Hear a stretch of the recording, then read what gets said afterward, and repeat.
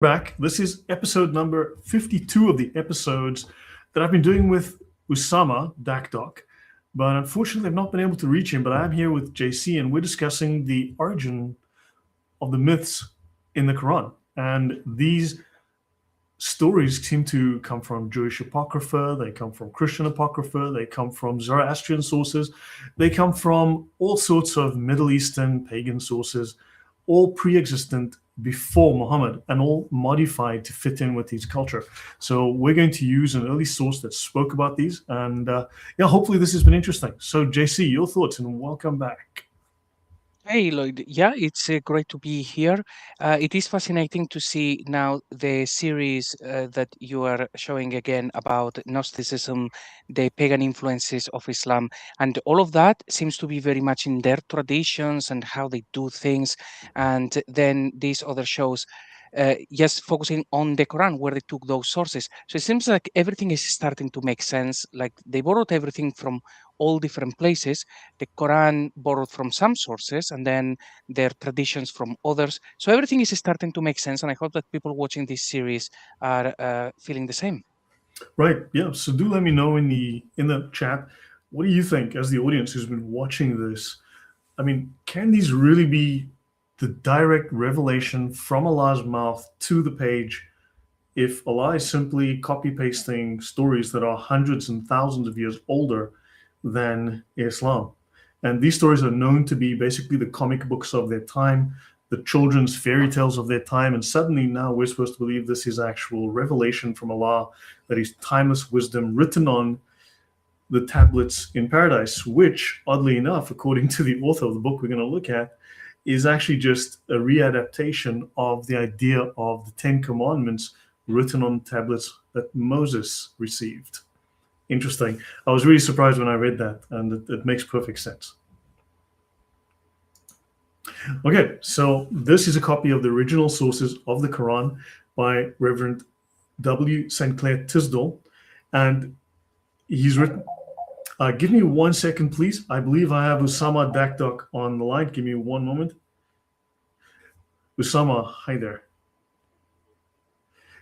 We are live, Usama.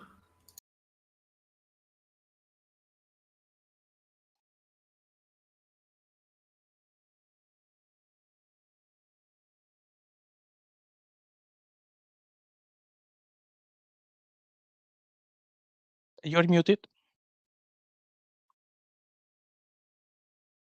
Muted or speaking with Osama, one of the two.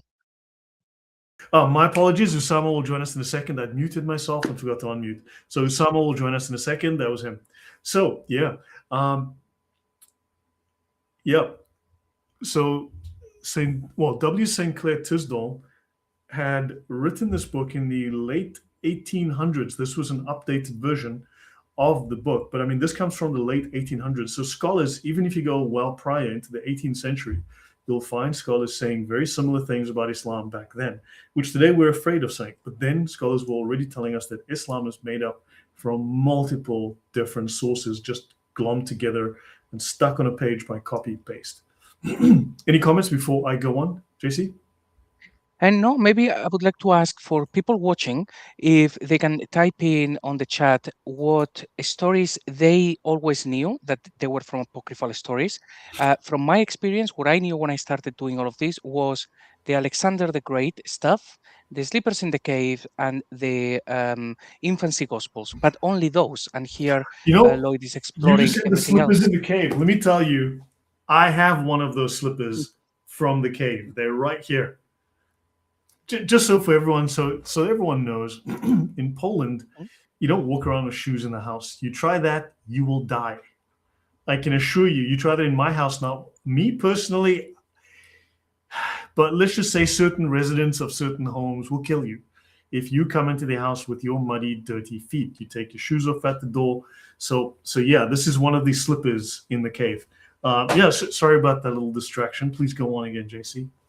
And that's cool. So, for people watching, are there any other stories that they have actually heard? Because I would be prepared to bet that most people are not aware of just how many they were actually copied, because even I didn't know. We always say the same three all the time. So maybe people can say, oh, I'm aware of this one or that one, and see what we get. Yeah. So he wrote a number of books, and also he refers to another author who is well known from the past. So this is a reprint of the 1895 edition. And his work actually, this is based on an older work that he did in the 1890s. All right, so it's my birthday today again. Freddie always seems to know that it's my birthday every time that I stream. So thank you, Freddie. Happy birthday to you too. Happy birthday, JC. Happy birthday, Ave Maria. So everybody, please wish Freddie a happy birthday, right? And it wasn't a fake phone call. Okay, so let me see. Let's continue here. So I'm not going to read the whole book because I just want to do certain extracts, but I want to show you the table of contents. He's got the preface, and then he's got chapter 2 is the influence of ancient Arabian beliefs and practices on Islam, right? Then he's got a section on the influence of Sabian and Jewish ideas and practices. Then he also has the influence of Christianity and Christian apocryphal books. Then he goes on to Zoroastrian elements in the Quran. And what just happened there? Zoroastrian elements in the Quran and the traditions of Islam. And then finally, he talks about the Hanifs and the influence upon nascent Islam. So this is really interesting that he identified back then, more than a century ago. We're talking 140 years ago, almost. He identified a number of these different influences in Islam, things that we're only rediscovering today. Any thoughts, JC? No, this is now reminding me of that other show that you did where you showed the people mentioned in the Quran and so on. And the vast majority of everything in there is basically Judeo-Christian names from the Bible. But the stories, they seem to have taken the stories not from the Bible, but all from all of the apocryphal sources for Abraham, Moses, and everybody else. So it's kind of weird that in order to compile these stories, they wouldn't simply just go to the Bible and copy-paste. Yep. So definitely. So there is much truth in the dictum of the ancient Greek philosopher Democritus that nothing has sprung from nothing. Islam, as the religion of Muhammad is called by its adherents, is no exception to this rule, is what he says. Now, he speaks of the labors of such writers as Sprenger and Beale in Germany and Orville and Sir W. Muir in England, who actually wrote books that are very complementary, shall we say, towards Islam and Muhammad, and they enable us to know all that need be known regarding the life and character of Muhammad and the history of the Mohammedan world. So you can go back to the 1800s already, and you'll find that people were writing about this, and they were well aware of this. And he speaks of the Mohammedans professed to derive their religion directly from Muhammad himself, right? And at that time, it was common to call them Mohammedans. Now, he mentions that there are lots of things that in the Quran which are only clarified within the hadiths, in the traditions of Muhammad. And he speaks here of the 50th surah or chapter of the Quran is entitled Qaf and is denoted by the Arabic letter of that name. It is not possible to be certain what is meant by this until we consult the traditions, which tell us what is to be believed concerning Mount Qaf, to which the name of the surah is held to contain a reference. Now, the question, of course, arises, is this what he said in the hadith, the actual sources that are rewriting to try to change that reference because maybe it meant something else originally? Sometimes we just don't know. So any thought, JC? Yeah, the good old Muqatat, these 29 surahs that begin with letters that no one actually understands. And you go to the traditions and everybody's trying to figure it out. So they all just conclude, only Allah knows. The explanation for all of this is very simple. It came from a previous tradition. And by the time that they canonized the book, they had lost that tradition. But Muslims say, no, this is proof that the book comes from Allah. Sure. Yep. So yeah, and also as we discussed yesterday with Emmanuel, what we know is that Gnostics will always say, yes, yes, yes, we follow your tradition, we believe in your things as well, except we know it better. We can tell you things about it you don't know. There's actually secret hidden meaning. Let us actually explain. And then they infiltrate, they take your thing, and they use it and repurpose it for themselves. So He mentions here in the original sources of the Quran the night journey, Surah, that is number 17. We read in the first verse, "Praise be unto him who caused his servant to journey by night from the sacred mosque to the more distant mosque." We must naturally refer to tradition to understand the meaning of the verse, because where is the sacred mosque and where's the more distant mosque and where's the closer mosque and where's the third of a distance mosque and where's the other mosque over there and this mosque over there? Because it's extremely imprecise. And we thus learn all that the ulama of Islam know for certain regarding the journey in question, generally styled the ascent or the al-miraj, right? And there is not a lot, and this is all in the traditions. It's actually not in the Quran. So Muslims, of course, don't want us referring to the hadiths, because whenever we refer to the hadiths are unreliable, which is insane.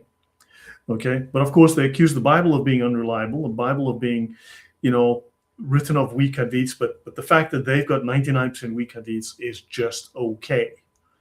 That saves them, but apparently it's bad for everyone else.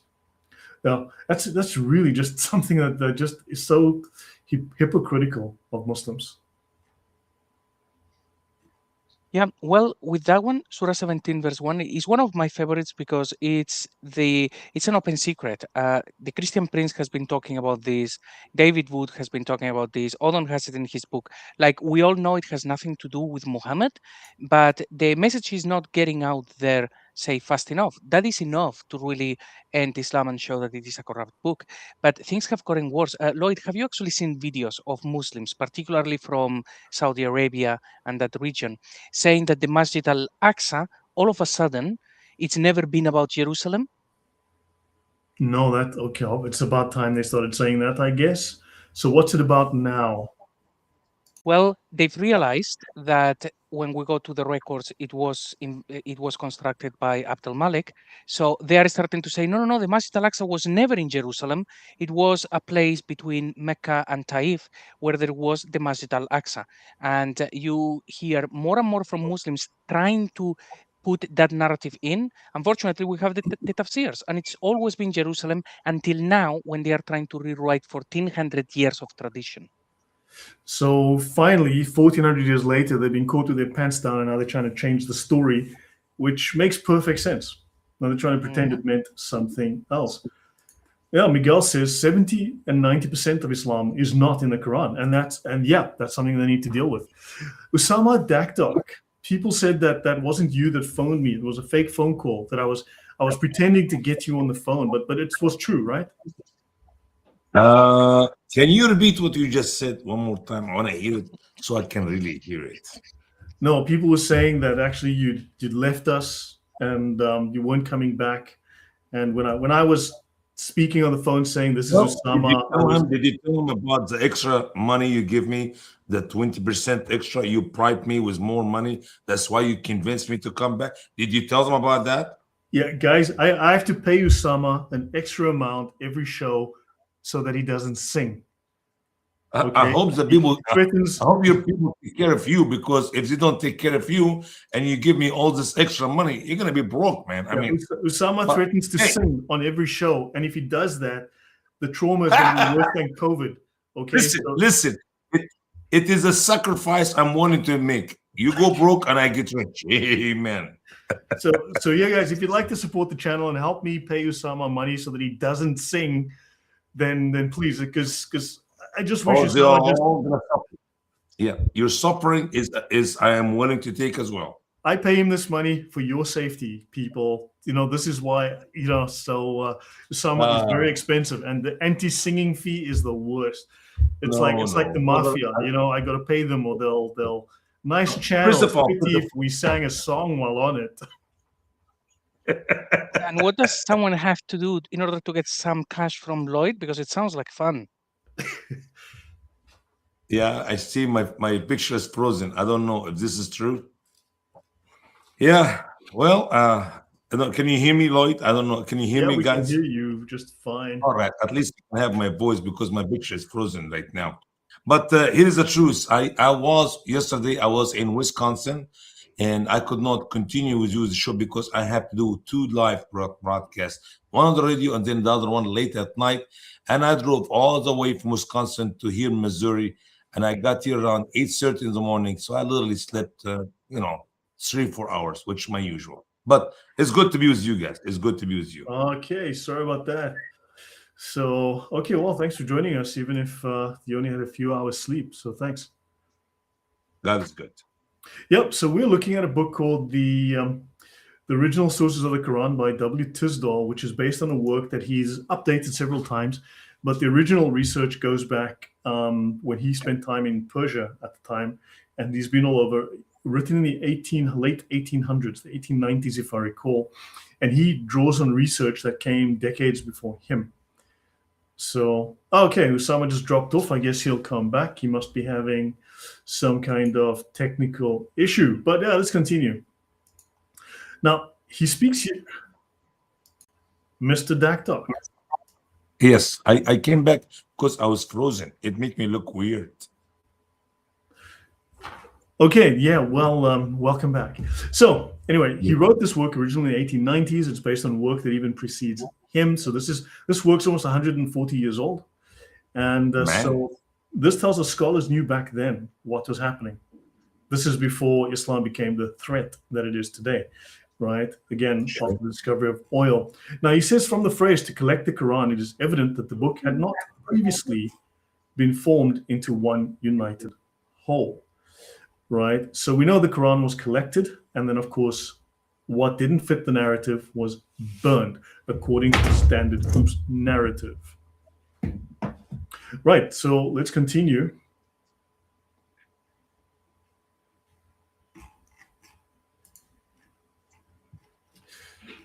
So I've just highlighted the most important section. So chapter 2, the influence of ancient Arabian beliefs and practices. So understand, scholars from Germany and England especially were very active in researching Islam. You can even find French sources and so on. And they go back to like the 1700s. So this is not new. And he says, if you want to understand the gradual development of Islam in Muhammad's mind and discover what sources he borrowed, it is necessary in the first place to consider the religious opinions and observances of the Arabs among whom he was born and bred. The inhabitants of Arabia were not all of one race. So there were these original Arabs and then those who had come from other countries who were Arabized. And he speaks of the Himyarites. These are the people from Yemen, and we've spoken extensively about that. And then other tribes from Ethiopia. And the accounts with which the cuneiform tablets give us of early conquests of part of the country by the Sumerian kings of Babylon. So this again lends credence to my monotheism discussion that we've done yesterday. You've got East Africa, you've got Babylon that actually conquered that region and influenced it. So you're going to have religious influences from Babylon. Any thoughts, Usama? You know what? Every time I read in your material, Ethiopia, it takes me back to the first immigration, which they taught me in the school in Egypt, which obviously I do not know how much of it is true in a way. That Muhammad first immigration was his people. They took a trip from Mecca to Ethiopia. So why Ethiopia? I mean, you crossed the Red Sea. A few guys, I don't know, less than 20, I guess, who made the trip for the first migration. I can see now there's some connection between Ethiopia and Islam. Or why did it not go to Sudan? Why did it not go to Egypt? After all, he got himself a girlfriend or a slave from Egypt. But Ethiopia, can why you see the connection? Country? Doesn't it tell us there's a strong Christian connection? Because if you look at Christian churches in Ethiopia, right, the Ethiopian flavor of Christianity, I believe they separate men and women into separate sides of the church. They leave their shoes outside, and the women bundle up their hair and all that, which is things that he seems to have borrowed from Ethiopian Christianity. The word Tawhid comes out of Ethiopia. Mm-hmm. I see. So I don't think by accident this book 150 years ago is written and you mention Ethiopia again, like other materials we have been looking at earlier. Yep. And then they speak of Egyptian kings held sway over the Sinai Peninsula. So that's the northern part of Arabia as well. So, and I spoke yesterday, JC, recall I spoke about all of these influences, the African influence, the Babylonian influence, and even Egyptian influences that we constantly find cropping up. And this would include Nabatea, or, this would mean Petra. Any thoughts, JC? Yeah, it looks like you have made, well, the connections. Some of them, maybe you've read them in some of these works, but most of your work has been independent, and you've reached the same conclusions just by looking at what was there before, what was happening in the land. So everything is like making sense. They seem, you're not the only person saying that these things make sense, and it looks like people had concluded this a really long time ago as well. Yeah, I mean, people going back 150, 200 years were making these connections. I mean, and I discovered this as I was making the connections myself. Okay, so they speak of the Kushite monarchies in Babylonia, and these are Kushite monarchies. Oddly enough, these would be people from north of Ethiopia. This is East Africans ending up in Babylon, right? They say early Arabian inscriptions prove this, containing as they do the names of such deities as Shin, the moon god, and Atar, Ashtaret or Ishtar, worshipped by the Sumerians in the first place, and afterwards by the Semites of Babylonia, Assyria, Syria, and some parts of Arabia. So now you've got, he also mentions the moon god Shin having influence in Arabia, being discovered in early Arabian inscriptions, along with the full pantheon of the Babylonian gods. So very interesting. Usama, you're nodding your head there? Yeah. I see so much of some of the repeating teachings I've been learning from you, and obviously you did not wrote that 150 years ago, so I don't know. Were you here 150 years ago?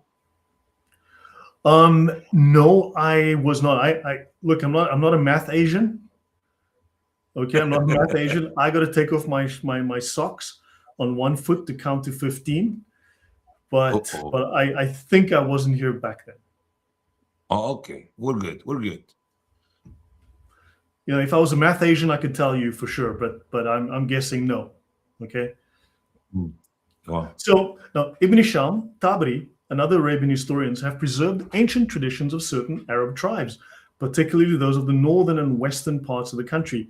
These agree with the statements of the Pentateuch, that's the 5 books of Moses, and give every reason to believe that most of these tribes could trace their descent to Joktan or Qahtan, or to Ishmael, or to Abraham's children by Keturah.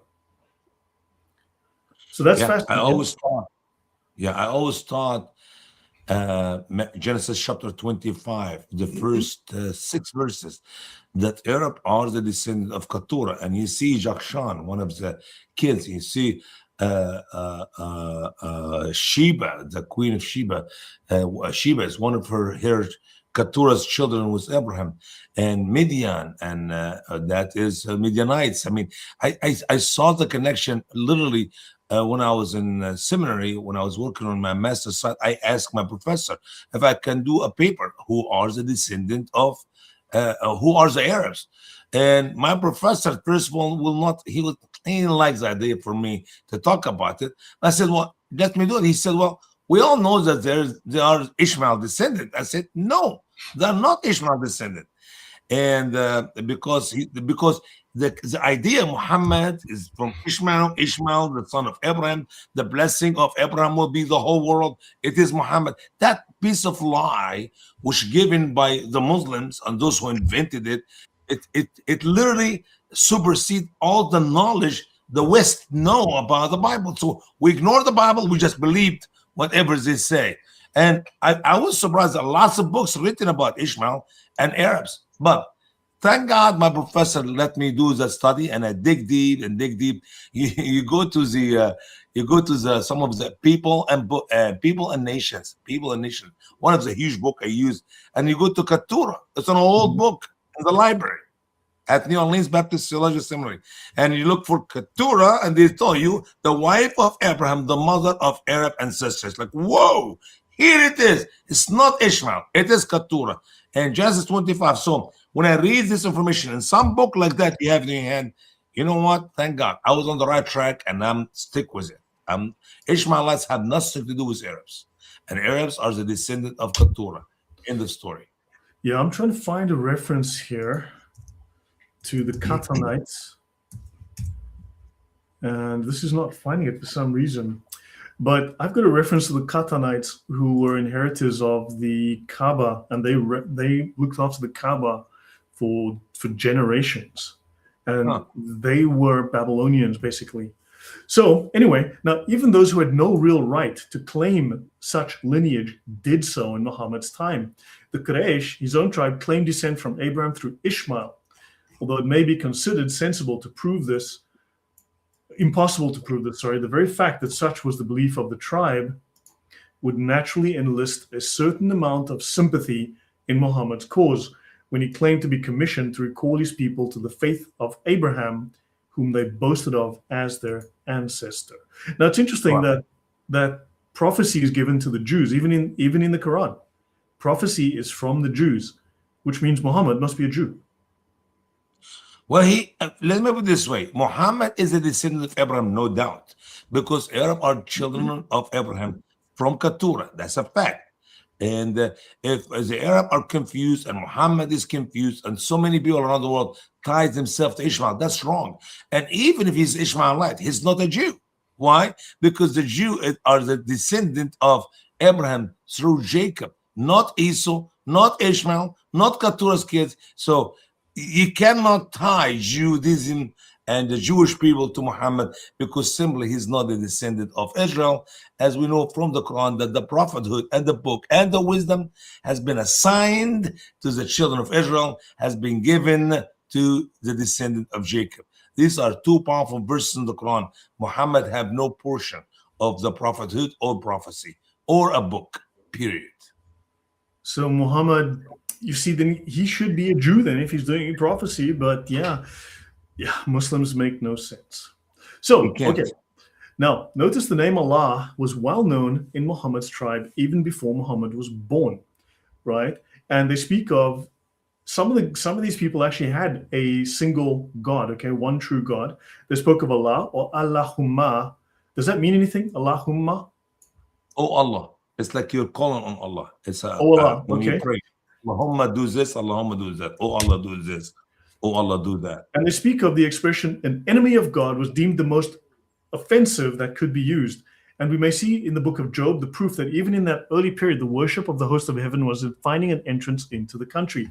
And Herodotus tells us in book 3, section 8, informs us that two deities, a male and a female, were worshipped by the Arabs in his time. And these he identifies with Dionysus and Urania. I will talk more about that when I get to that in my monotheism series. But you've got one of the greatest historian of the era is speaking of these two gods, Urania and Dionysus, and we've just got to figure out what were their names in Arabic, or at least in the Southern Arabic of the time. He informs us their names in Arabic, except this is in Greek. Okay, these were their names, and the latter is very possibly the Alatu of Babylonia. Interesting, and it's certainly the Alat mentioned in the Quran. So hold on. So the Alat in the Quran is Alatu of Babylonia and is Urania of, oh my gosh, there you go. So they are taking Greek, Roman, and Babylonian deities, changing their names, and so you get confused. But it seems, and the latter word was taken to be the feminine of Allah. So Allah is a feminine name for Allah.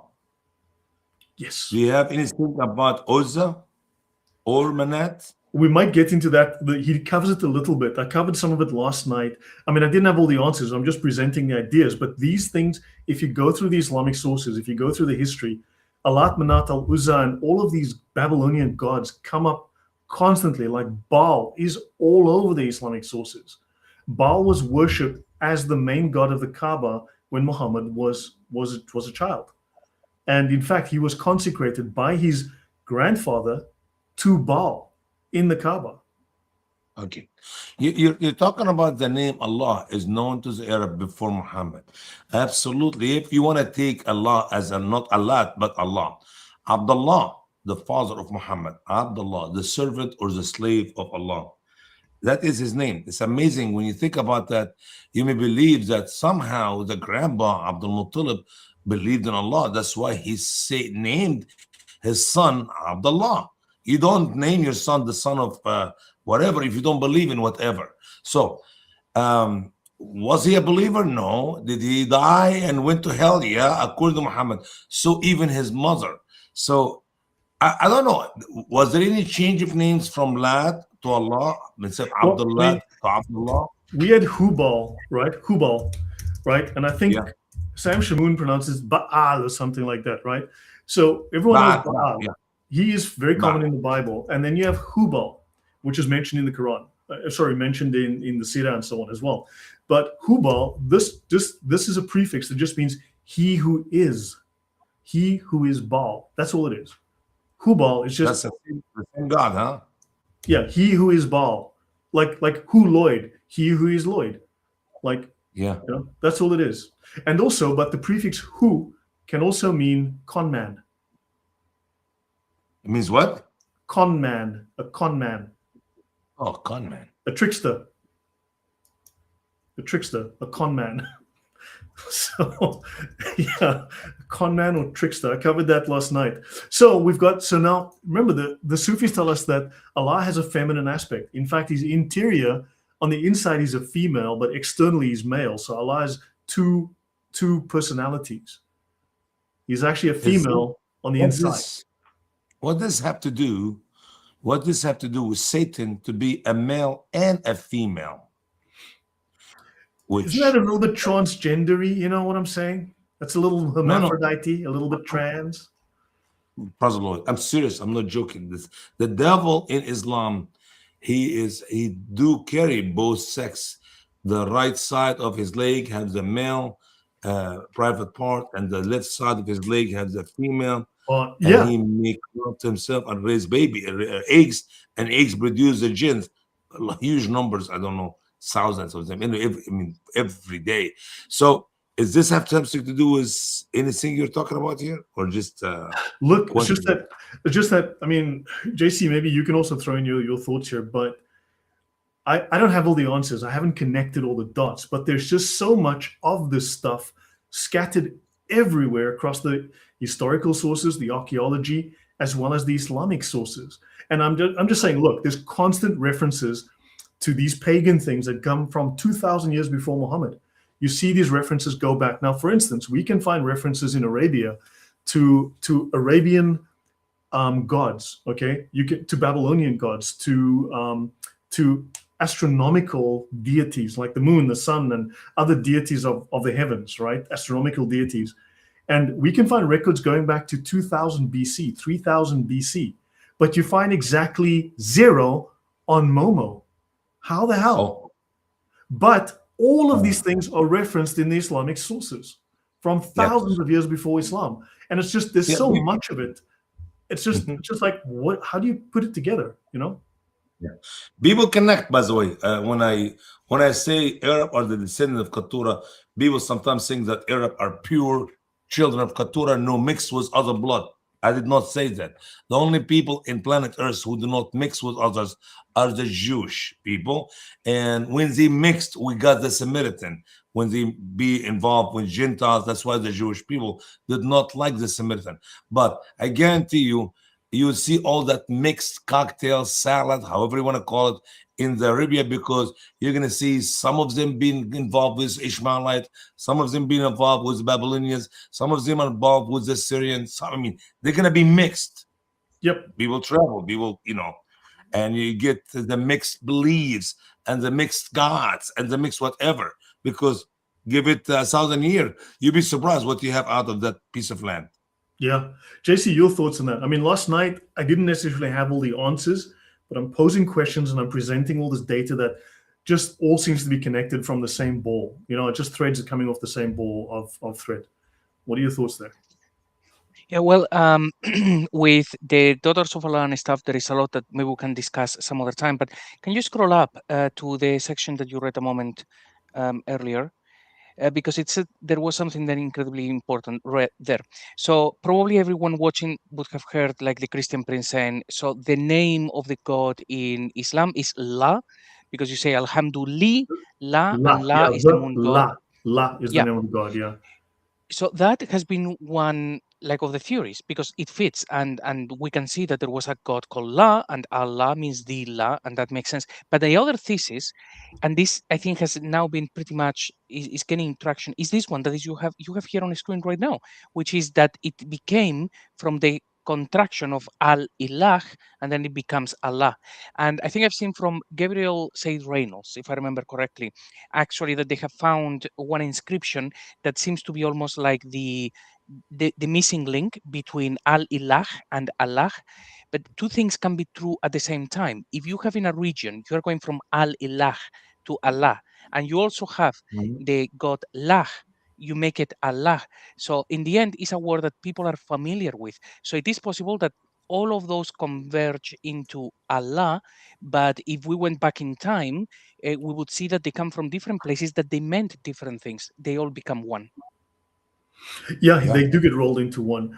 Catherine has said a couple of interesting things. She has mentioned that Christian Prince has also spoken about that. Catherine, just a question. I mean, you're an informed viewer. Would you like to come on for a couple of minutes just to give us your perspective or tell us things you've learned? We don't know everything, but would you like to come on for a couple of minutes just to give us your thoughts on this and tell us, so that we get some, I might get some perspective as well. Let me know. So, yeah. I'd like to say a quick comment until our dear friend come choose to.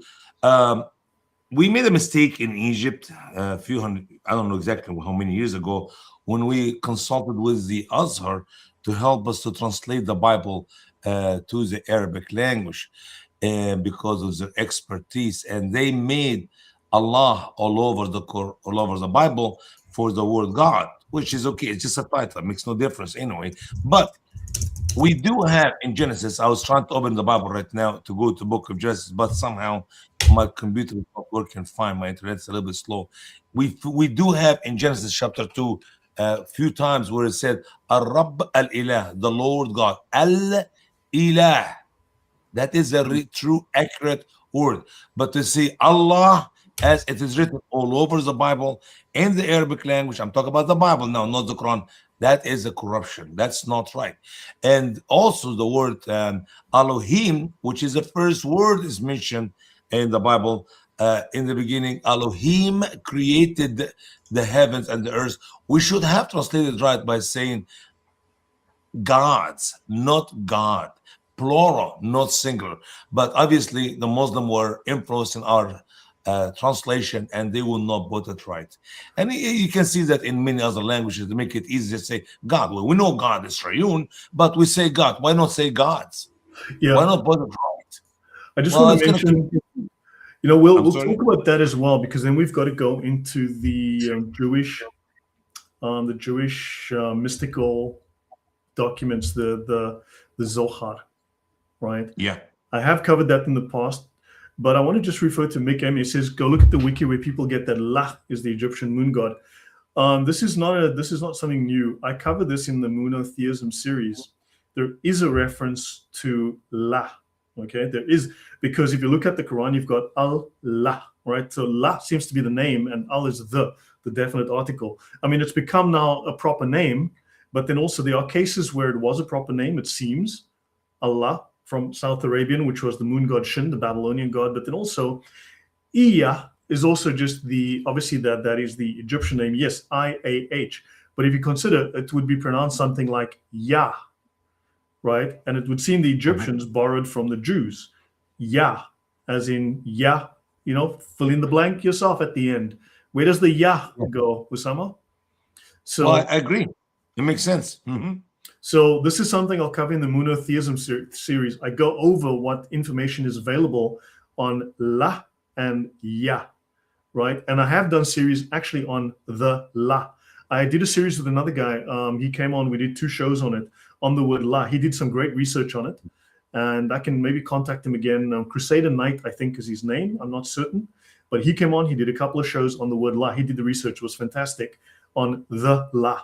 And it's crazy. So it is a god La. And if you look at La, it's an East African moon god. Arabic. Yep. Yeah, we also use Yah in some Arabic songs. Just I don't even could understand why we say Yah. Yah, Jah, Yahweh. Figure it out. It's really, I mean. Yeah. So that will be the influence of Hebrew on the Christian worship or the Christian singing in the Arab world. Yeah, the modern Baphomet has women's boobies and has a male organ, basically. So he's a hermaphrodite. Okay, so I just want to go on. So we're just throwing out some of these things before. So it is possible that the Arabs of whom... Also, by the way, Catherine, I did drop the link in the chat.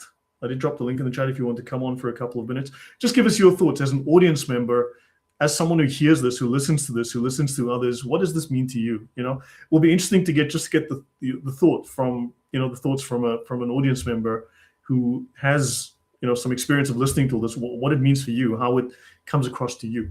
Okay, so it is possible that the Arabs of whom Herodotus speaks provided their one god with a female consort after the manner of the Semites of Babylon, who had learned from the Sumerians the idea that each deity must have his feminine counterpart, just as we learned from the Hindus.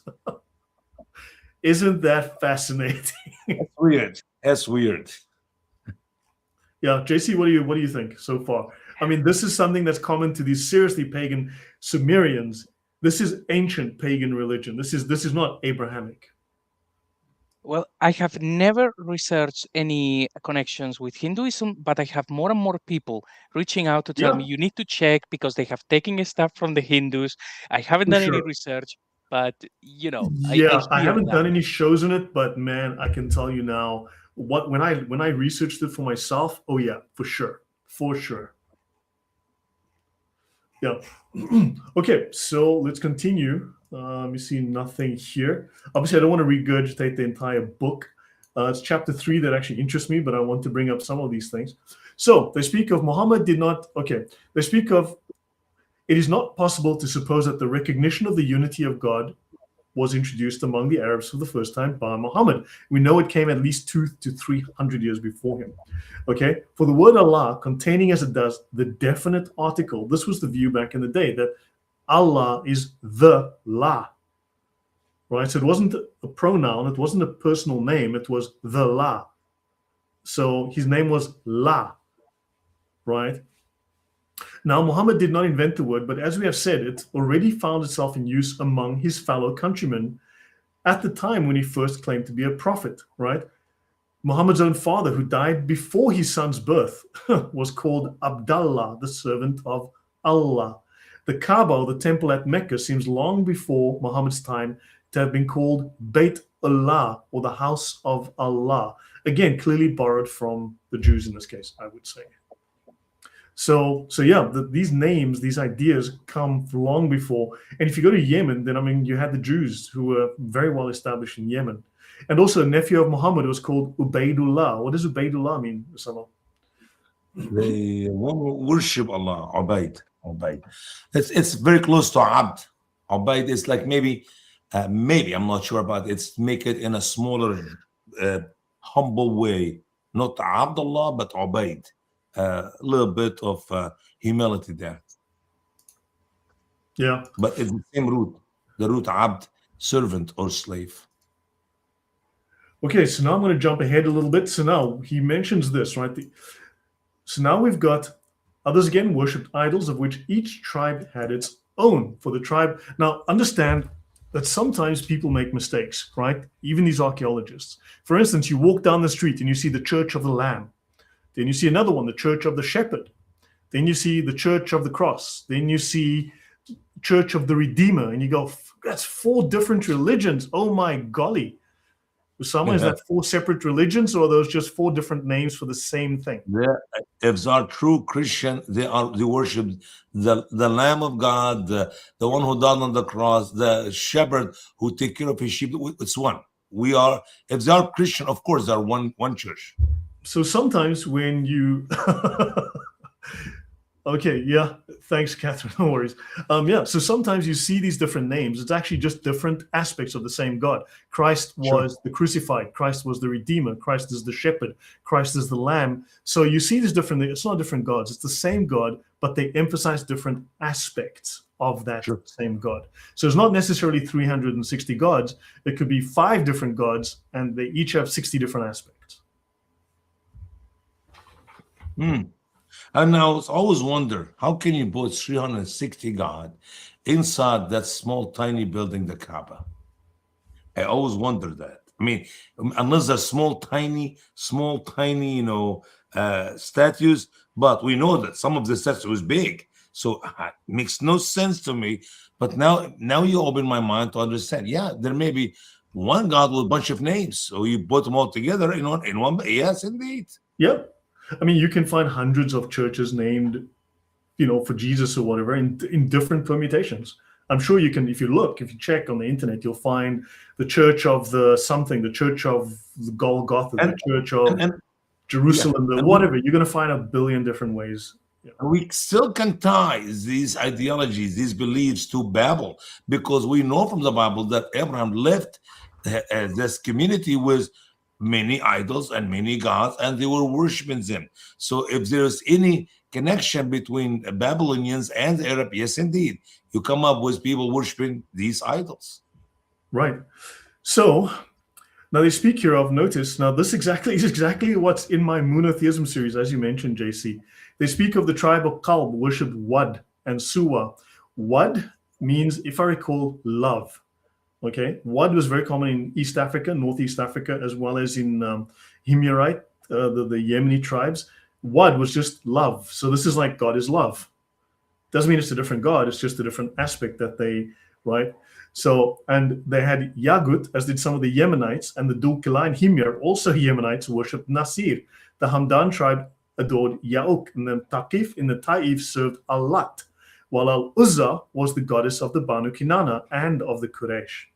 And Aus and Khazraj worshipped Mana and regarded Hubal as the chief of their deities. And Hubal, according to the Islamic sources, to the Sirat Rasulullah, that's the primary biography of Muhammad, says that Hubal was the Allah of the Kaaba, and Muhammad was consecrated to Hubal. And his image was placed in the most conspicuous place on the roof of the Kaaba. He was also in the center of the Kaaba on top of a well. Usama? Boy, oh boy. Why did not I met you 25, 30 years ago to read these books together? You're not helping me now. I'm getting old.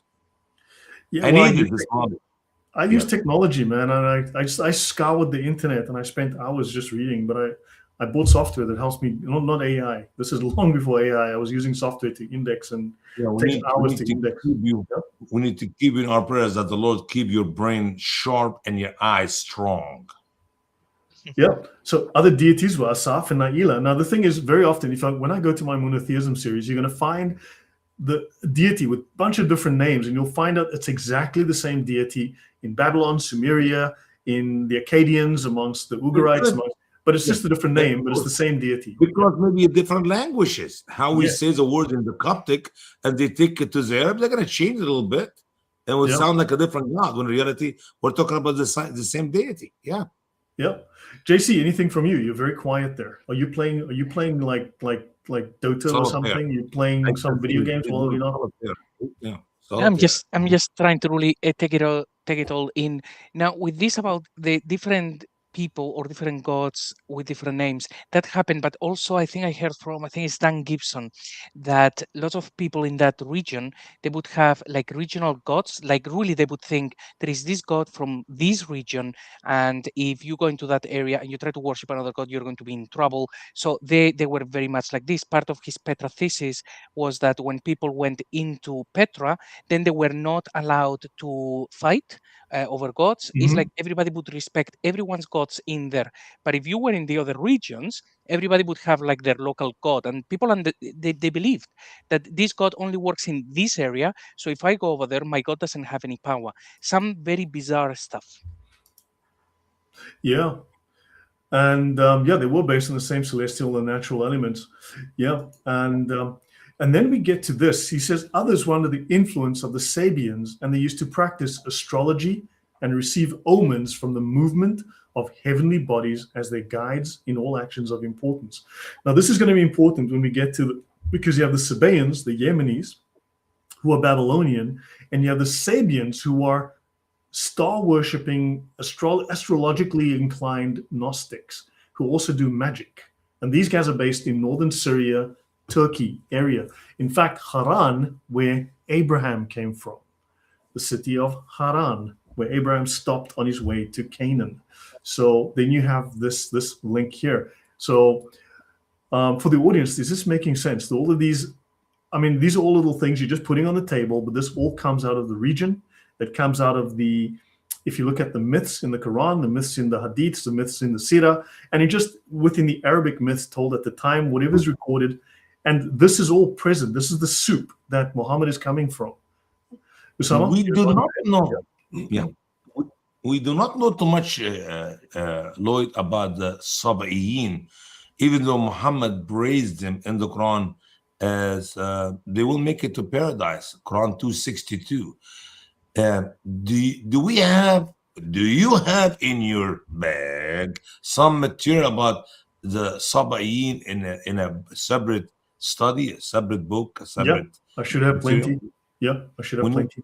We need to cover that. That'll be a good subject for one day.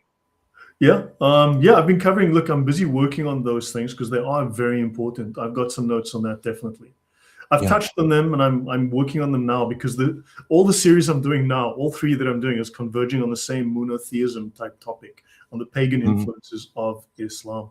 So now the Sabians, these again are star worshipping, magic believing.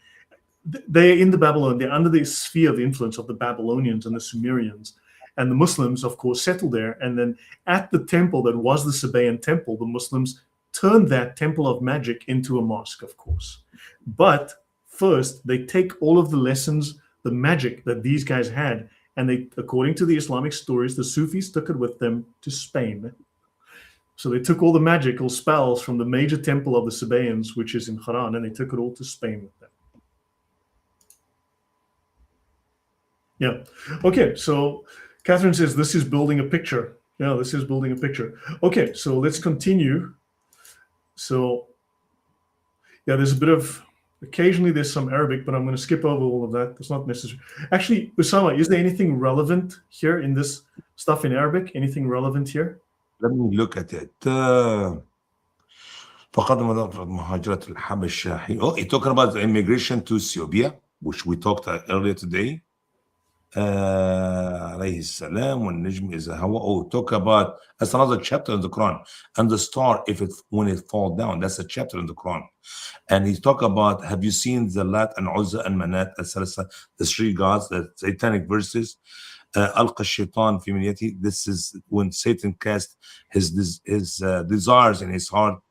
تلك الغريق. So yeah, this is good material. He didn't translate that to English.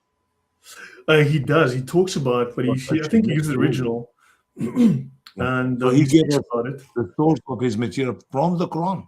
Yeah, it's a good stuff. But it just, I mean, he's talking about Allah here, and they joined him with him worshiping Allah the Most High, Allah Ta'ala, and I cover this in monotheism, right? And but it's interesting, if you look at the temptation of Jesus for 40 days and 40 nights. Right, he doesn't get tempted by Satan, but Satan literally, basically possesses Muhammad. And let me tell you a quick story here.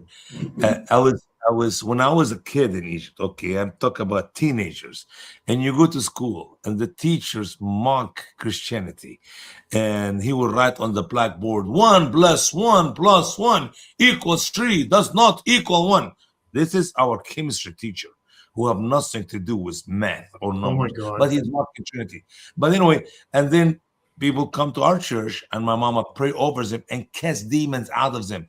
That makes me so strong in my Christian faith. At least in Jesus' name we cast demons, and your Muhammad was possessed with demons. This is one of the stronghold which I like. Praise God. I know for sure my Christianity is true.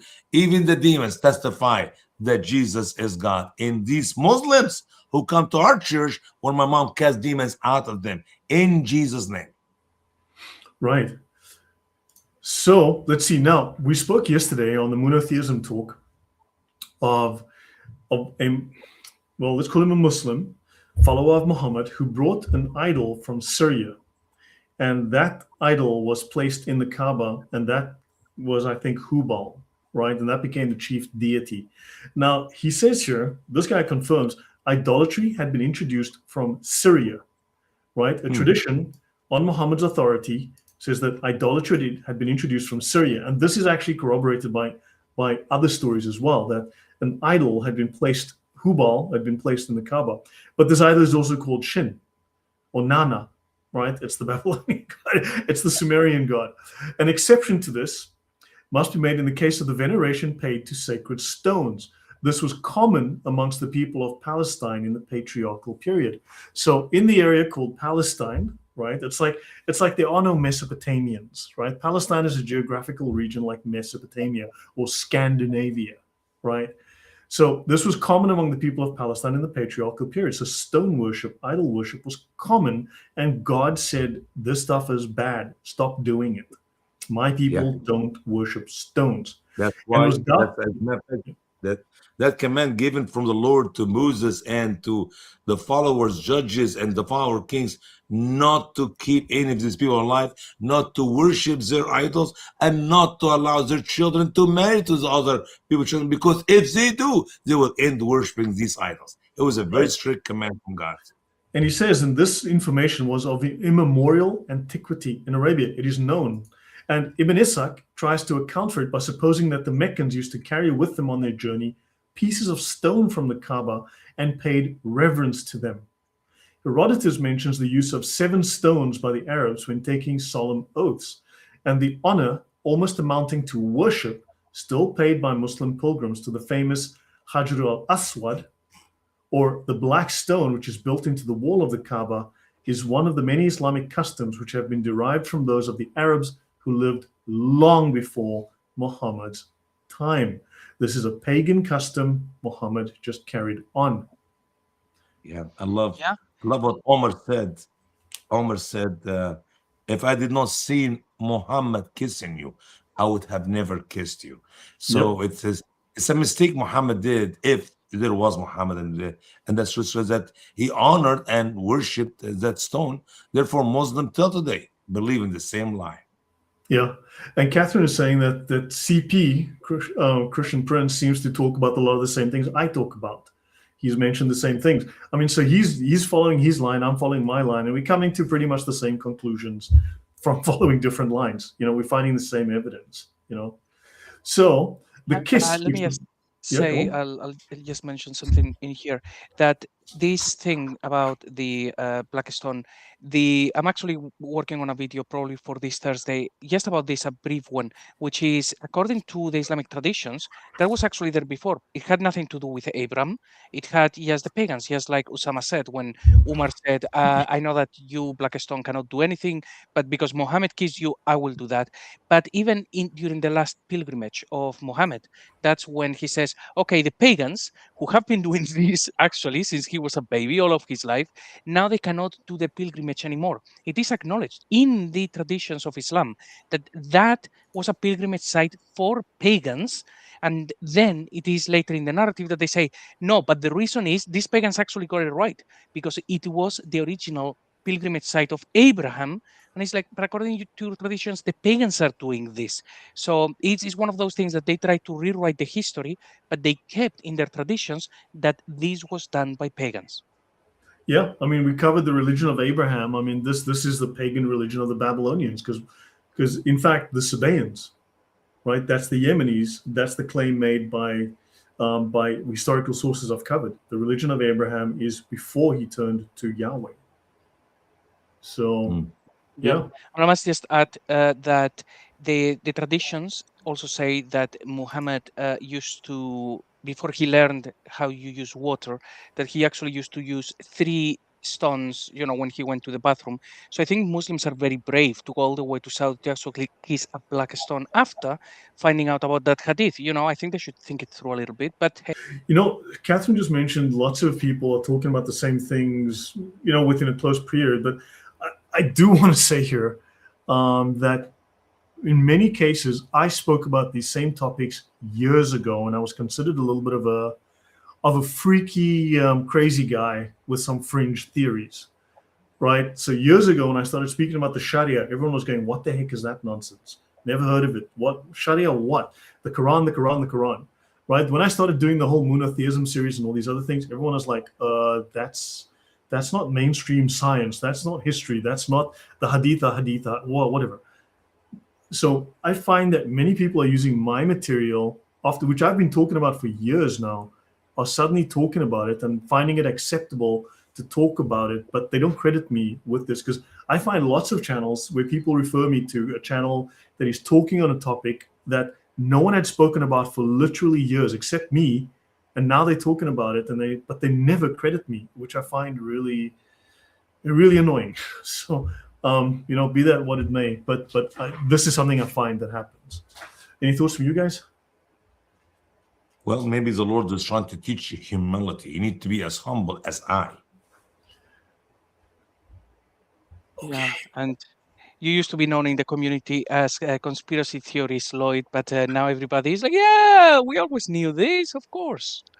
Not always, no. You can't say always, then you're lying. I mean, Joke. So the kiss which the pious Mohammedan pilgrim bestows on it is a survival of the old practice, which was a form of worship in Arabia, as in many other lands. And in fact, Arabs also will kiss their hand, right? That's also a symbol. That's something common in Arabia. If you go into the Bible, and I'll cover this another time, but if you go into the Bible, as respect to the moon god, the Arabs and all of the people from Canaan and Babylon would kiss their hand. So that is a practice that is respect to the moon god. So that's we kiss the bread too. So again, in Egypt, we kiss the bread. If you have a piece of bread and you move it from the street, you kiss it and you put it on the side to honor, to show thankful to the god to or God. whatever. Okay. Bread, yeah. Yeah. So this is all stuff that is well known. Okay. And he speaks of Herodotus. The Arabs used to shave the hair around the temples and cut the rest close. This is done by Mohammedans in some countries today, right? And then Abu al-Fida, this is an Arabic Muslim writer, calls attention to the number of religious observances which were perpetuated under the new Mohammedan system of worship. The Arabs of the times of ignorance, the Jahiliyyah, used to do things which the religious law of Islam had adopted. So now this is again corroboration, things I've covered in monotheism and other series, where the exact same practice of the Sabaeans from 1,000 years before Muhammad, right, are things that Islam does today. So 95% of those practices from the moon worshipping pagan Babylonian religions is identical to the practices of the Muslims today. They speak of you would not wed your mother or a mother and her daughters, and it was most detestable to marry two sisters. And they used to revile the man who married his father's wife, although of course Muhammad married his son's wife. And they used to make a pilgrimage. Yeah, I mean, having sex with your son's wife, I think that's maybe a little bit questionable, That's disgusting. That is sick. That is sick. Yeah, and they used to make pilgrimage, Hajj, to the house, the Kaaba, and visit the consecrated places and wear the ihram, the single garment, right, worn today by pilgrim when running around the Kaaba. They would perform the tawaf and run between the hills of Safa and Al-Marwa and take their stand at all the stations and cast stones at the devil in the valley of Mina. Now he's referring here to, let's just say this is before Islam, before Muhammad was even born. And where did it come from?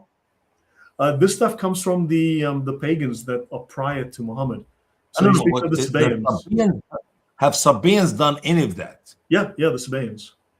Yeah, but I saw the Sabaean when I read in a book maybe 40 years ago. They used to worship 7 times a day, and Muhammad made it 5 times a day. Is this true, or they also worship? We'll get to that in literally. We're very close to that. I'll come to that.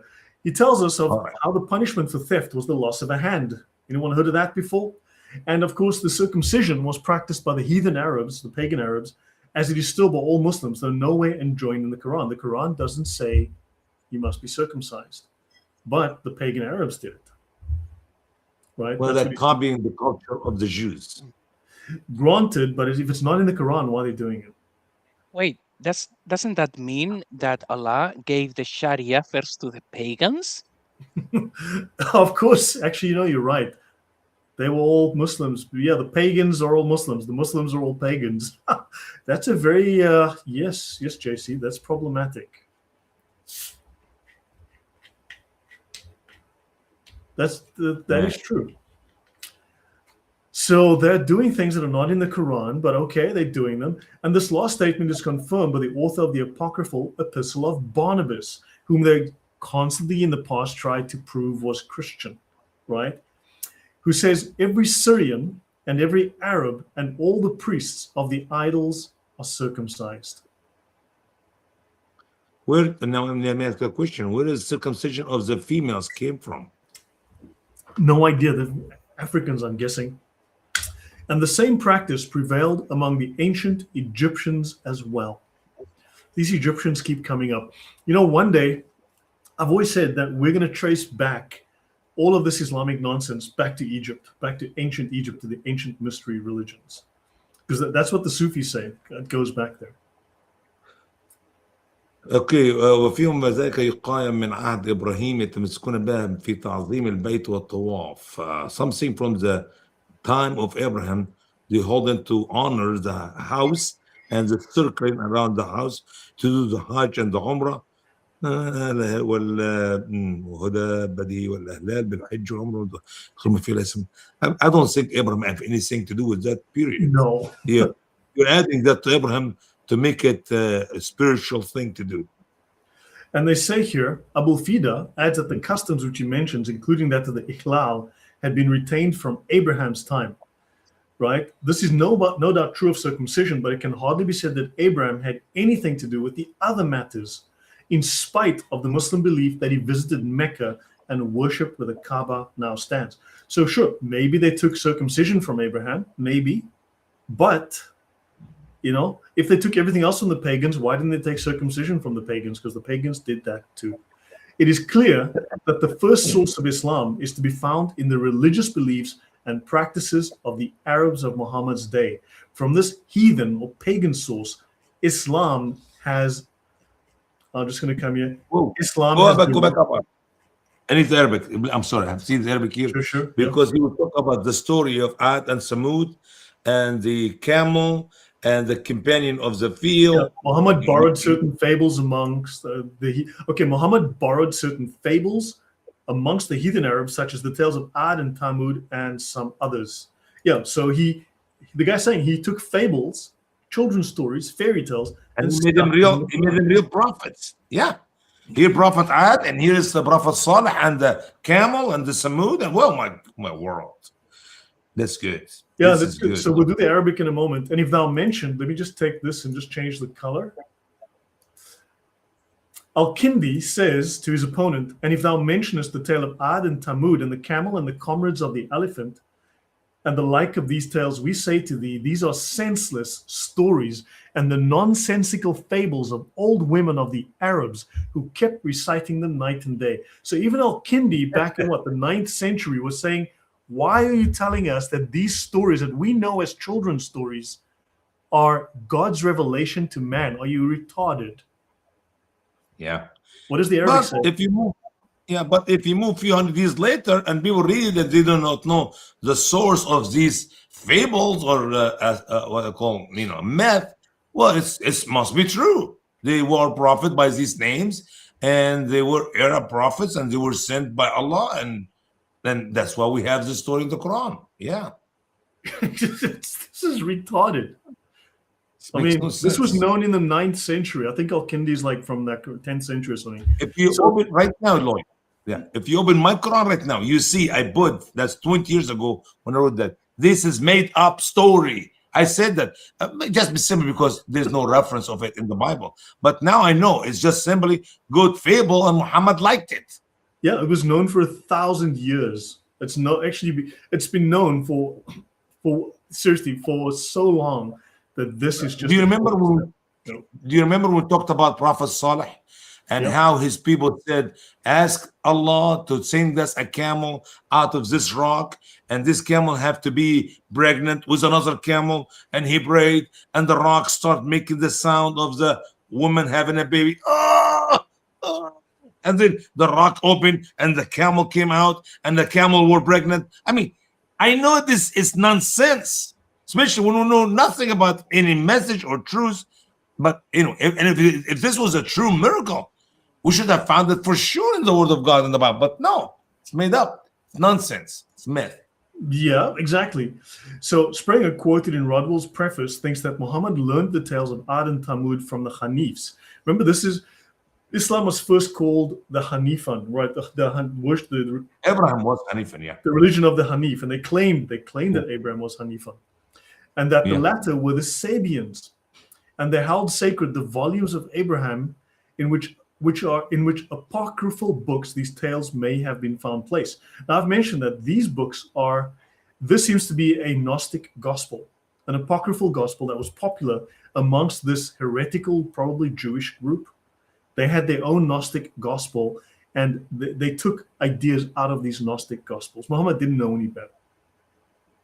So to continue, and so the Muslims derived the practice of polygamy and slavery, right, from these Sabians or these Sabaeans, right? And Muhammad sanctioned polygamy and slavery for all time by adopting these pagan practices.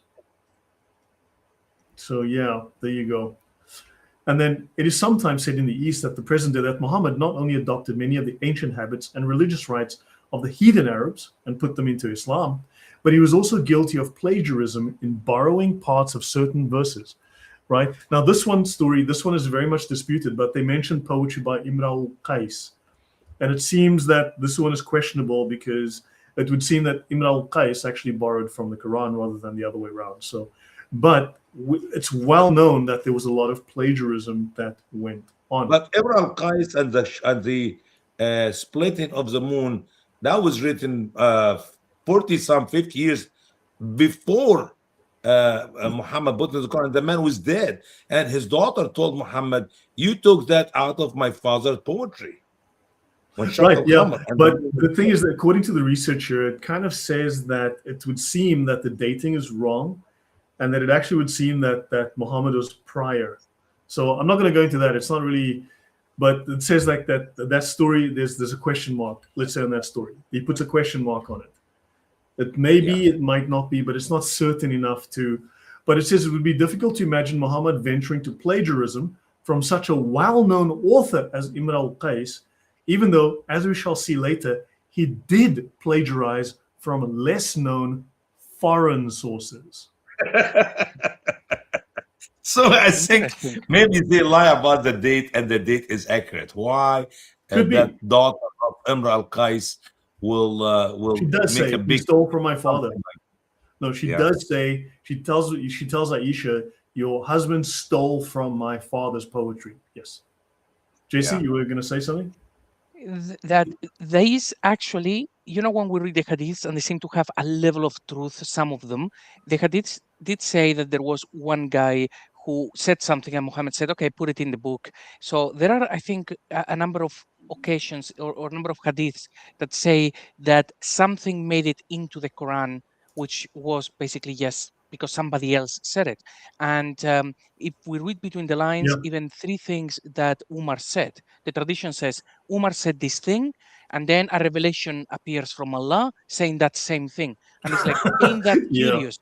So, and we know that four portions of the four different pieces of the Quran came as a result of Omar's suggestions or Omar's requests.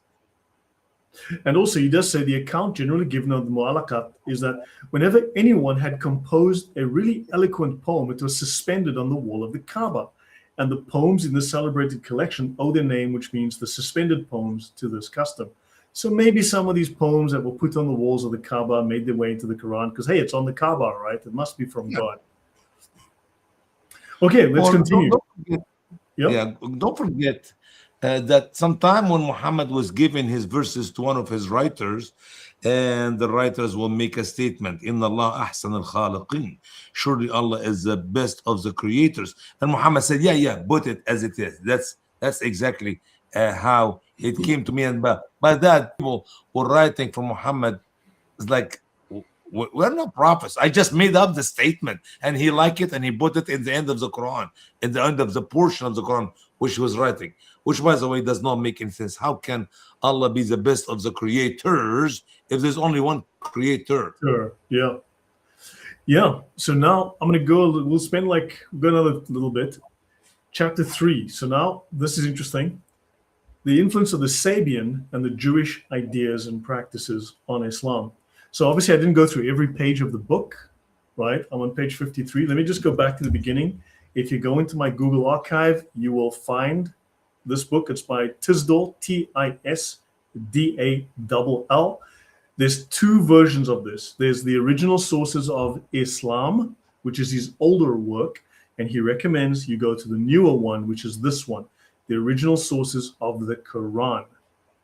Okay? There's an even earlier work that he wrote in Persia, right? So this is like his third volume on the same topic, right? So the original sources of the Quran is the one you want, and it's in my Google archive, and you'll find it by searching for Tisdall, Tisdall. Okay. Right. So this version abrogates the previous two, right? Exactly. And Allah knows BS. Yes. So when Muhammad appeared as a prophet, right, although the Arabs had many religious ideas and practices, they had no book, right? But there were certain communities living in Arabia who did have what they regarded as inspired books. And they speak of the four communities who then possessed book religions in Arabia were the Jews, the Christians, the Magians or the Zoroastrians, and the Sabians. Now, the Sabians are fascinating. This is interesting because you keep coming across the Sabians and Muhammad. And then each of these exercised their considerable influence over early Islam, right? So we begin by stating what is known of these sects and who are mentioned in Surah 2 al-Baqarah 59. And our knowledge of the Sabians is slight, but sufficient for our purpose. An early Arabic writer, Abu Isa al-Maghribi would mean he's from Morocco, right? The Maghreb. From the country of Maghreb, which is Morocco, yeah.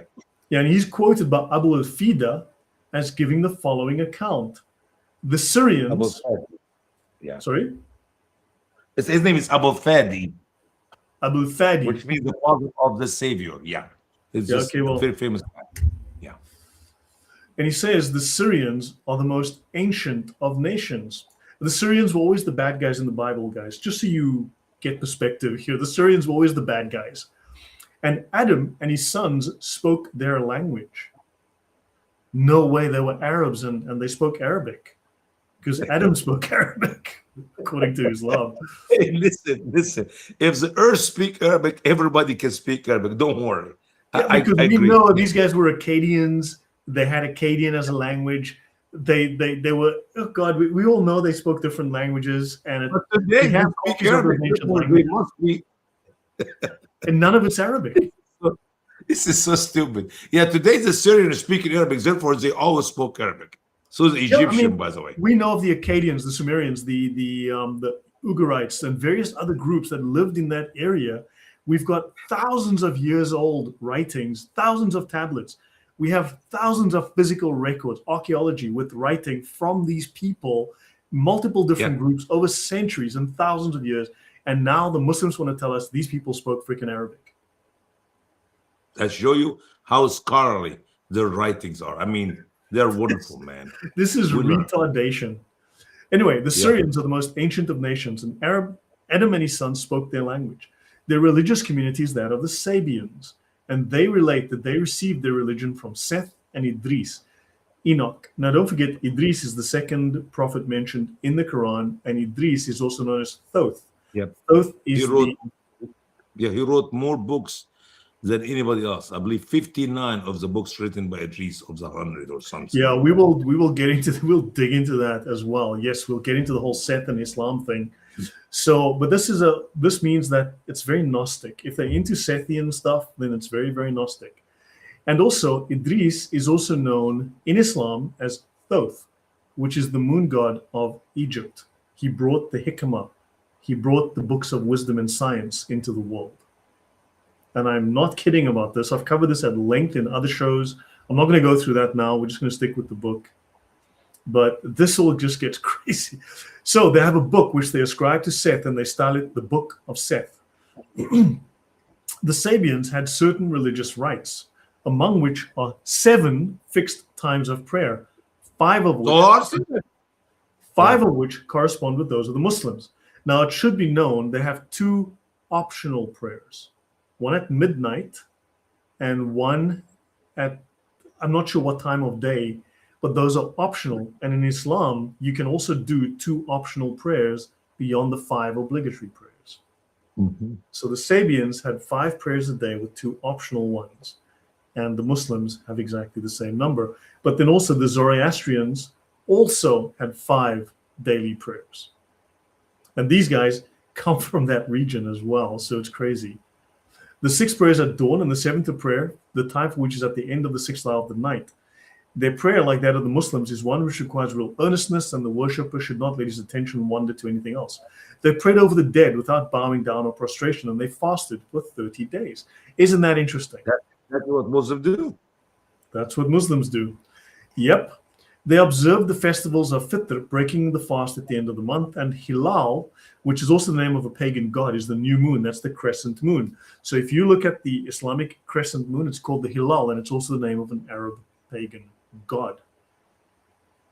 And in such a way, the festival of Fitr occurred when the sun entered the constellation of Aries. Isn't that fascinating? And they used to fast from the 4th quarter of the night until the setting of the sun, and they had festivals at the time of the descending of the 5 pillars. The 5 planets. And the 5 planets are Saturn, Jupiter, Mars, Venus, and Mercury. And they used to honor the house of Mecca, known as the Kaaba. Well, these guys worshiped the moon god, and the name of the moon god was Makkah. Isn't that interesting? It's just like a massive coincidence. Say again, please, Usama. Yeah. Mecca, like the city of Mecca? Yeah, the name of the god was Al-Makkah. Yeah, Al-Makkah. Like they say Makkah. I mean, I know plenty of people who say Makkah, not Mecca. Mecca is very westernized. So the god that they worship is Shin, also known as the Babylonian moon god Shin, also known as Makkah. JC, you were saying? Listen, that this is all like such a massive coincidence that there were these people in that region who were pagans and they were doing all of these things, that they happened to get it right because it's from the true religion of the Abrahamic faith all the way from Abraham. Isn't that like a massive coincidence that God was very keen on having all of these pagans doing the correct rituals and everybody else got it wrong? But fortunately, we then got Muhammad, who set the record straight, and he didn't copy anything. Copy nothing. Copy. It's all original. Seriously, original. Totally original. Never seen before. Never seen. Right, Usama? I agree. I concur. Yeah, I clown Kurt too. Totally clown this obscure sect. Not a few of their religious practices, all of which they believed were taught. But listen, Lloyd, listen. The Shahada is not found in the Sabians' belief. And We need to do some homework, but we can find the Shahada could be taken. False witness, because no one have seen, heard, taste, smell, touched Muhammad yet. Yeah, and also I will just point out that in another place where the Shahada is not found, it's in the Quran. Yeah, that's also true. Yep. So the Ramadan fast, the Muslims last a month and all that. And they say they have, as is well known, 5 times of prayers a day, right? And they have 2 other prayers which are optional. Thus, Muslims have exactly the same number of prayers as the Sabians had.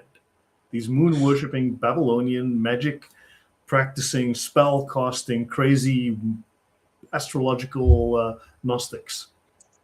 Interesting. And bowing down and prostration are enjoined in Mohammedan worship, but not during the prayers offered at burials. And we've seen that the Muslims still most highly honor the Kaaba. Okay? Of course, it is possible that all of these practices were common to the Quraysh tribe as well as to the Sabians, but then where did the Quraysh get them? And the supposition that many of these religious customs were borrowed by Muhammad from the Sabians, and that their religion, in general, owing perhaps in measure to its supposed antiquity, had great influence on Islam at its foundation is confirmed by the fact that when the Banu Jadima of Taif, and I've been a couple of times to Taif, and Mecca announced to Khalid their conversion to Mohammedanism, to becoming Muslims, they did so by crying out, "We have become Sabians."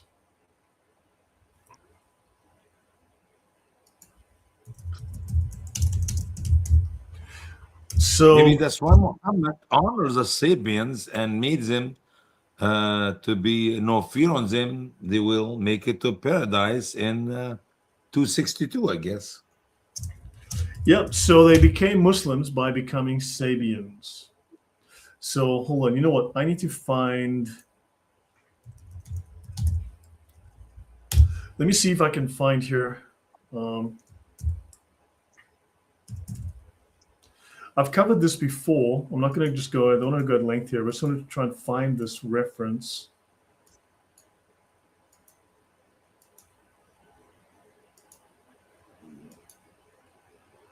Here we go. I'm just going to show you this, okay? This is in the Hadith. This is not very well known Hadith, but for some odd reason, they still appear in the sources. It was said that the Sabians of Iran used to make a yearly pilgrimage to the pyramids of Egypt.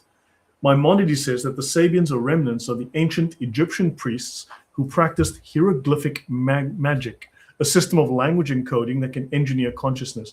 Now, if you look at the system of magic in Islam, it's also the same. It's called word magic or letter magic, right? So ahruf, for instance, no one can tell you what ahruf means, but I've mentioned before, ahruf is a Quranic reading, a dialect, certainly, but it also means you have the science of the ahruf, which is onomatomancy, a magical practice based on the occult properties of the letters of the alphabet and of the divine and angelic names which they form. I'm not going to go into detail, but this is a Muslim practice. Right? Thoth is Hermes Trismegistus.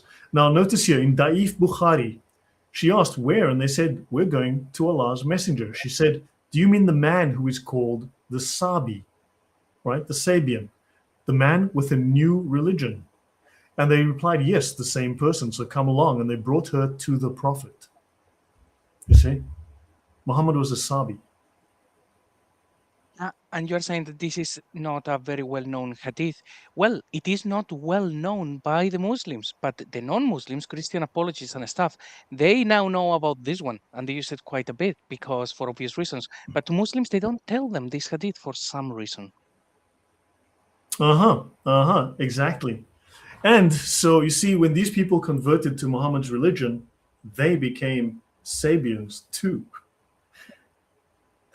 So, and the Sabians are supposed to be in a semi-Christian sect. We know that they were not Christian whatsoever, right? Others have identified them with the Mandaeans, whose religion represents a strange medley of Gnosticism and ancient Babylonian paganism, but has borrowed certain elements from Zoroastrianism, Judaism, and Christianity, although it is largely anti-Christian as a system. And the Mandaeans derive the name from Manda, the most important of the emanations or eons, which is, eons are like, think of them as angels who are creations of light from, who descend out of the pleroma from, it's all Gnostic nonsense. Usama, so far, what do you think? Because we'll probably end up soon. I'm not going to go too much further. But this is too much confusion for me. I cannot carry too much of that in my head. You should give it to us like one spoon at a time. But lots of nonsense. And that hadith you just mentioned, I never heard it before. I did not know Muhammad was Sabians. I've mentioned it several times in the past, actually. Not to me. Yeah. But there's more than one. I mean, this is just one of them. There's more than one. There's several. There's a couple. Yeah, but that's amazing. That's a good hadith to have. So the man with the Sabi, the man who was the Sabi, right? The man with the new religion. They replied, yes, the same person. And they took her to the Prophet. The man was a Sabi, a Sabian. Now that is just really, and also the Quran provides the Sabians with the religious status comparable to that of the Jews and Christians. They are also people of the book. They're supposed to be Christians. These people are outright Gnostics. They're not remotely Christian. Yeah. I need to dig into the Quran for everything is mentioned about them, but I don't know. I don't even have a Quran, but I think it's Quran 262. I don't. Can you have a chance to read it, Lloyd, if you have access to it? We know for sure. We know for sure that Sabians are wonderful people, and they're gonna make it to heaven. There is no fear on them. You want to look in your, is it Sabi? Is it under Sabi in your Quran? 262. Just go to Quran 262. This one is. Yeah. I just found the word Sabi here. Jews, Christians, and Sabians who are idol worshippers are accepted by Allah.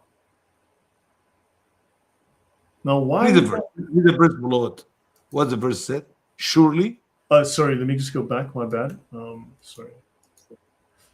Surely those who believed and those who are Jews and the Nasara and the Sabiyin, whoever believed in Allah on the last day and did good deeds, so they will have their ajur with their Lord and no fear on them, and they will not grieve. And when we took our covenant and lifted up the two over you. But the whole idea for not fear and zero grief, they will make it to heaven in Islam. But these are Gnostics. These are star worshipping. These people worship the stars and the moon. They were like Babylonians, but Gnostics. They were a mixture of some crazy stuff. Why did Muhammad like them that much? I mean, what is the purpose? And he's supposed to be one of them. Oh, that makes sense now. You know, it's also another verse where it says that, and also they include Zoroastrians, and it shouldn't surprise us because it also says Alexander the Great, right? One of the most famous polytheists in human history, and apparently he was a prophet. He's even in their book, which is interesting. So there you go. Paganism is fine in Islam. I mean, these are look. I'm not saying I have all the answers. Okay, I'm just connecting a bunch of dots. Right. So I'm not saying I know for sure, but the fact is that you constantly, endlessly come across these links to these Babylonian and Yemeni and East African and Syrian pagan groups all the time. You come across these old gods all the time linked to Islam, linked to Muhammad. It's in the Sirah, it's in the Hadiths, it's everywhere. It's unavoidable. It's in the Quran. Constantly, all this pagan stuff. And we're not talking about one thing or two things. You're talking about the culture of cleansing come out of the Sabians, the prayers, the fasting, the worship, the bowing. I mean, you know, if you got one thing by accident, yeah, both the other worshippers and the Muhammadans are doing the same thing. They're not. They're too many of their way of life, traditional worship is in Islam. So. And now the evolution as well. Muhammad was a Sapiens. So what else do you want? Yeah, and I think Lloyd has mentioned on other shows as well. I think the ablution also comes from them, if I remember correctly. Yeah, the cleansing. Yes. So ablutions are central to Mandaean, a Gnostic Mandaean Aramaic-speaking religion, right? Which places high value on purity and water, involve washing the face and the limbs, and it's rooted in ancient Mesopotamian tradition. We just spoke about these Mandaeans a moment ago. It's called the Shama, the ablution. So Muhammad did not bring anything new of himself, by himself, for himself. Everything he got from somewhere else. Yeah. Someone asked about the crescent moon. It's the crescent moon. It's has a name. The name that I used earlier. Hilal. Yeah, Hilal. That's just the crescent moon. It's just that's what and it's actually a pagan god. It's one of the aspects of the moon. So, but it's a god. By the way, that's how Muslims know every beginning and end of the month. Whenever you see the new moon, the new Hilal, the new crescent, that is the new month. And when the new Hilal starts, that's the next month. So right now we only have few. I don't know how many days from the Ramadan, and then we're going to start the month of Sha'ban. When the new moon starts up, that's when Muslims end their fasting and do the feast. So, I mean, it's not that I'm saying I have all the answers, but I've just posed. There's all these questions, and is this by any means Abrahamic? Is this Jewish? No. I mean, this is like a mixture, a soup of every pagan idea under the sun. JC, what are your thoughts? Well, first, Yes, and the more you speak, the more clear it becomes. Now it just seems obvious. Before, all of these things were like, oh, look, some coincidences. But now it's just like very clear. They didn't copy this from Jews and Christians. They took it from everybody else. And I really look forward to continuing this exploration. Maybe one day we will reach and find one thing that is original in Islam. I don't know. I don't know what is original. Mhm. What the heck did he do that's original? I mean, that's a good question. Mhm. Yeah, everything is No. borrowed. It's a complete mess. So, I mean, this also probably changes. Like people are trying to say there was no paganism in the region at the time. Okay, fine and well, there was Judaism, but he goes on when we get to the whole Jewish borrowings, right? When he speaks of the Jewish borrowings, he says, look, he obviously tried to parallel because Christianity and Judaism was so powerful in the region, because they were so well known. He wanted, of course, identify with that religion, but they rejected him. So now he had to then try to fit in again with the Arabs who come from this milieu where it's all paganism. So he had to find a way to bridge between the pagan stuff and the Jewish Christian stuff. And so he had to, make it fit for everybody. Mhm. And he spoke highly of them before he destroyed them, because they did not join him. End of story. That's Yep. concerning the Christians Yep. and the Jews. I mean, that look like an ignorant Allah who does not know that these people will never accept his Muhammad, or just somebody sloppy. He just for it, against it. Yeah. Yeah. So yeah, guys. I mean, so Usama, this is all new. I mean, you've been doing Islam for a long time, but I guess a lot of this is new to you. And but I mean, it No, opens the up idea doors. of the surveillance, yeah, the idea of the surveillance and the borrowing, I know it for years, but I did not know enough to say 100%. I mean, I wrote it and you just read it in your hand. I know who are the surveillance and the other worshippers, but I did not have access to much knowledge about them. Maybe we don't have this material. You have to understand that most of my knowledge comes from Arabic writings, Arabic writings, not English, not some other languages. So I'm 56, about to be 57 here, and everything I know about Islam, it is from the Arabic language. I have not hardly, I mean, to be honest with you, I read few books written by the American about Islam, and I literally throw these books in the garbage can because they're just lies. They're not true. I hate to say that, but now we're digging to some real good source there. See, this is powerful, Lloyd. This is good. Right. Yeah, no. I mean, Americans, I sometimes despair of liberals like Dave Smith, the comedian. The guy should just stick to comedy, because he's talking about how Islam's a religion of peace and it's our fault that they're so angry. I mean, who are they? What side of these That's people? exactly. You know, if my wife, she's sitting to me right now, she'll tell you. I'll be driving the RV, and this guy wrote a book about Islam, and he sent it to me. Obviously, I don't know. He may be thinking I can use it in our ministry and let people know about it. And I asked Vicky to read. So she started reading. I said, okay, next chapter. She read a little bit. No, stop. Next chapter. And I said to her, okay, open the window. And she knows she cannot do that because she knows what I'm going to do then. Throws the book outside the RV while we're driving. She said, Usama, if a cop see us throw a book outside the RV, he'll give us a ticket. So I said, okay, just throw it away. I don't want to read anymore. And I got at least 15, 20 books like that, to the point that I got a little bit suspicious of reading another book written by another stupid American. We worship the same God. There's no much differences, and on and on. Like, this is garbage. Throw this garbage out of my RV. Yep. So there are some problems. So guys, the moon theory of Islam was Robert Morey wrote on this in the 1980s or 1990s, early 90s, before there was internet. And I didn't know about it till Sam Shamoon told me, but this was after I'd done my monotheism series. But this information goes back like 100 years before that and more. So you can go back 150 years ago and people were saying, but this stuff comes from paganism. Right? You can go back to like probably the 1700s and find this information. Listen, Yeah. brother, 100 years ago, 50 years ago, you could not say that to a Muslim in his face in the Middle East. They would kill you. Right now, I'm sitting here in my house comfortably and say, garbage. Your Islam is nonsense. But we could not do that years ago. If everyone opened his mouth and tells the truth about Islam 100 years ago, or 50 years ago, or 30 years ago, we will not be here today. We'll all be dead.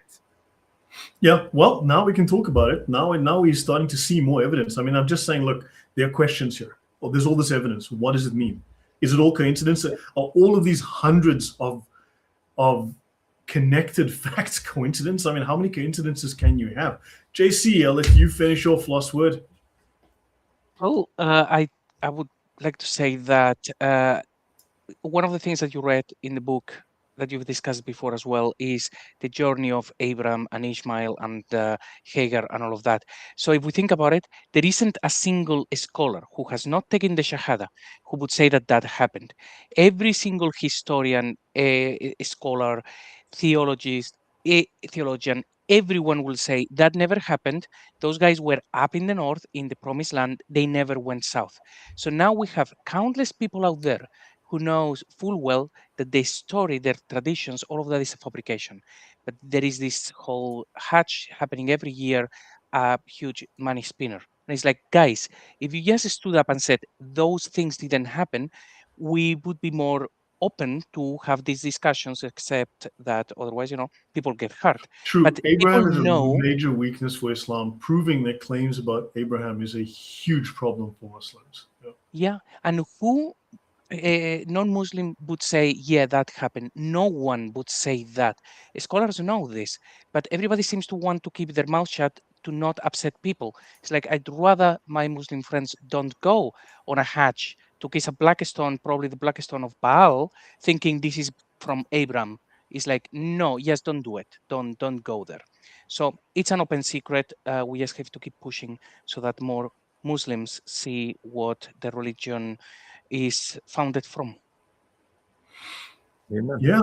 So I think that covers it for tonight. We can continue again next week. Tomorrow, I don't think I'm available, guys. I'll think about Thursday. I'll let you all know if I'm available Thursday to do a stream. Tomorrow, I don't think I'm available. So, yeah, but we'll be back next week to talk about the Quran again. And we'll talk about more of the sources of the Quranic myths, Quranic practices. So we're looking at the stories in the Quran and the practices in the Quran. And we're looking at multiple different cultures, religions, where they seem to have taken these ideas from. And yeah, there's very little originality there. All seems to be borrowed from pagan and twisted Jewish and Christian sources. Indeed.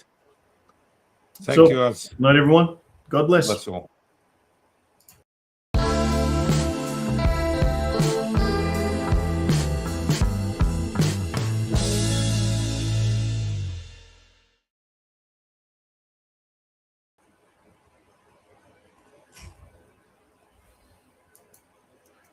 You know what's weird?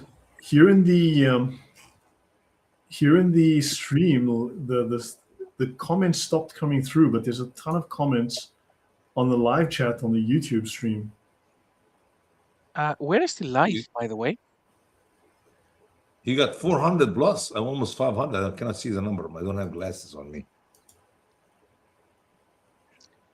Do you know that we're still live? Are we still live? Mm-hmm. No, we can't be. The studio is. Yeah, there must be some weirdness, but because I see there were comments, you guys are still streaming. Guys, are we still streaming? Okay, things are glitching. Let me go into the YouTube studio, guys, and let me check the stream. And rose again. You know, I'm alive and well. Your spirit live within me because you die and rose again. Yeah, we're still live. Isn't that crazy? So let me go into the stream. And in the stream, this is